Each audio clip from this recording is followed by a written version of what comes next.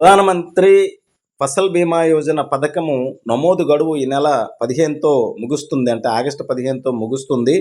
ఇంకా చాలామంది రైతులు ఈ నమోదు ప్రక్రియ ఇంకా పూర్తి కాలేదు. అన్ని మీ సేవా కేంద్రాలు అలాగే ఇంటర్నెట్ సెంటర్‌లో విపరీతమైన రద్దీ ఉంది. ఈ సెంటర్‌లు రాత్రి 10 వరకు కూడా 9 వరకు కూడా పనిచేస్తున్నాయి. ఇదివరకు ఒకలో ఇద్దరో ఉండి పనిచేస్తున్న సెంటర్‌లు అదనంగా ఇద్దరు ముగ్గురిని పెట్టుకొని మరి వాళ్ళు తీవ్రంగా శ్రమిస్తున్నారు. చాలామంది రైతులతో సరైన అవగాహన లేకపోవడం వల్ల వాళ్ళు నమోదు సెంటర్‌కి వచ్చేటప్పటికి వాళ్ళ తాలూకా డేటా లేకపోవడమో, వాళ్ళ తాలూకా సర్వే నెంబర్‌లు రాకపోవడమో, చాలా రకాల సమస్యలు కూడా ఎదురవుతున్నాయి. దానివల్ల ఈ ప్రక్రియ ఒక రోజుతో వాళ్ళకి పూర్తవ్వట్లేదు. 2, 3 రోజులు తిరగవలసిన పరిస్థితి ఏర్పడుతుంది.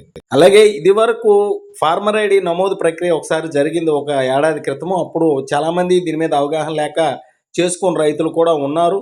అలాగే కొందరు కొత్త రైతులు ఉంటారు. కొంత భూమి కొనుక్కొని కొత్త రైతులు గాని, లేకపోతే ఫ్యామిలీలో డివిజన్ అయ్యేటప్పుడు ఒక రైతుగా ఉండేది ఇద్దరు, ముగ్గురు పిల్లలుంటే ఇద్దరు, ముగ్గురు రైతులుగా ఉన్న సందర్భాల్లో కూడా వాళ్ళకి నమోదు ప్రక్రియ సమస్య ఏర్పడుతుంది.